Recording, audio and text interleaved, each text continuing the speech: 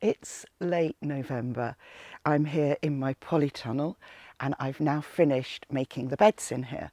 So I thought it's time for another update of my polytunnel to show you what I have growing here and tell you some of the plans I've got for the polytunnel.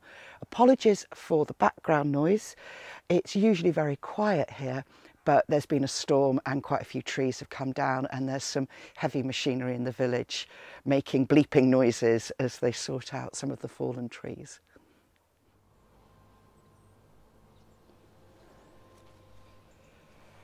The top part of the polytunnel, the first 10 feet, has mostly been mulched with wood chip, with the edges composted, and this is so that I've got an area to work this winter.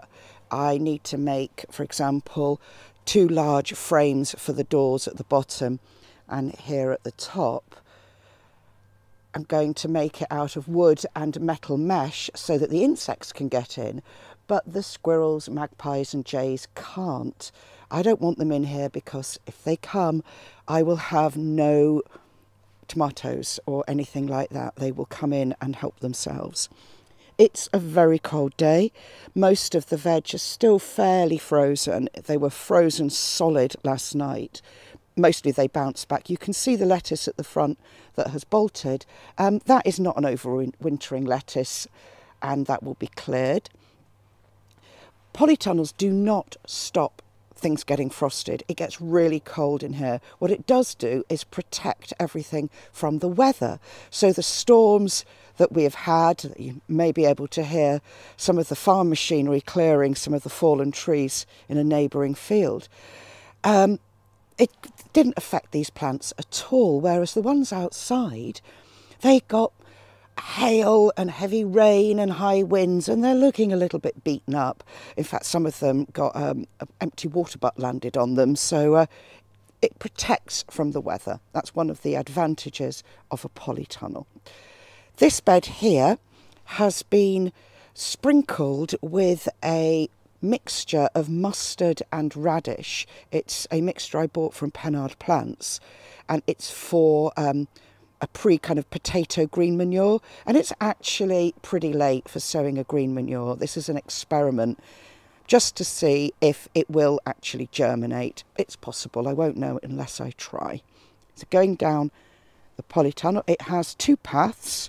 You can just about see them. They're all made out of compost, so anything that's growing in the beds can put their roots into the paths too.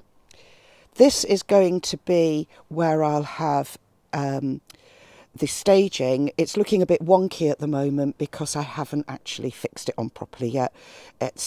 I was waiting to work out what height I want it all, and then the little legs will go on these wooden blocks and everything will be level, and then I'll get the timber to cover the whole thing. So for now I'm just using some little tables.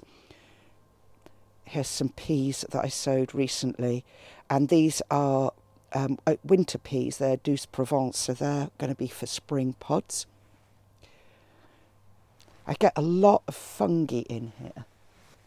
It is a sign of a healthy soil. These potatoes here were grown in sacks and I'm going to be harvesting those fairly soon. There's a little coal frame down there with some seedlings in. And up here,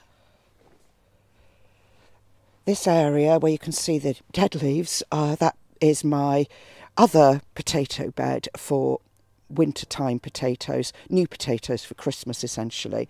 And these I'm going to leave a bit longer. Unless the weather gets crazily cold, they should be okay, tucked up under that compost. The foliage is dead. That is exactly what I would expect in such cold weather. Mostly the planting at the moment is perennials. I've got 2 grape vines in here so far, which planted in the ground. There's another one to go in, and all 3 were brought from my old garden. And there's other perennials in pots, such as these citrus, which actually need putting on. So they're in here waiting for me to do that. I have plans for other perennials in here. but I'm not doing those just yet. It's nice having a bit of time to pace things, because when I moved here in March, it was very much, you know, kind of hit the ground running and get the beds made in the rest of the garden and get things done. And it's nice having a bit of space to just sit in here where I've got my table and chairs. I can have a cup of tea and have my lunch in here too, and relax and think, okay, how do I want this to go forwards? I've got plans for water harvesting down this side on the outside, various ways that I'm going to be doing vertical growing as well as planting in the ground. There's lots of possibilities for hanging baskets in here, hanging shelves. It's just very, very exciting. So I look forward to working with this tunnel and making it as productive and as gorgeous and as wildlife friendly, except for squirrels, magpies and jays, as it possibly can be. I've been growing Florence fennel in polytunnels over winter for about 10 years now, and this is the first time I've had it bolt on me. This is because we had a period of unseasonal warm weather and it got stressed and it bolted. So what I'm doing is just leaving this row of fennel. It's not bothering anybody, and it can be used as a herb to flavour food. And in the spring, it will produce flowers, which will be great for early foraging insects, and I can eat them myself. And if I leave it even longer, I'll get seeds that I can use for cooking with. This area here needs a bit of tidying, not because I'm ultra tidy, but just to remove the bottom leaves so that there's less slug habitat and the plants will be healthier, there'll be a better airflow. So that's another job for the polytunnel. I am so looking forward to my first winter here in Wales and all the exciting plans I've got for the garden and this polytunnel, and looking forward to the spring and all the lovely things I'll be able to grow in here next year.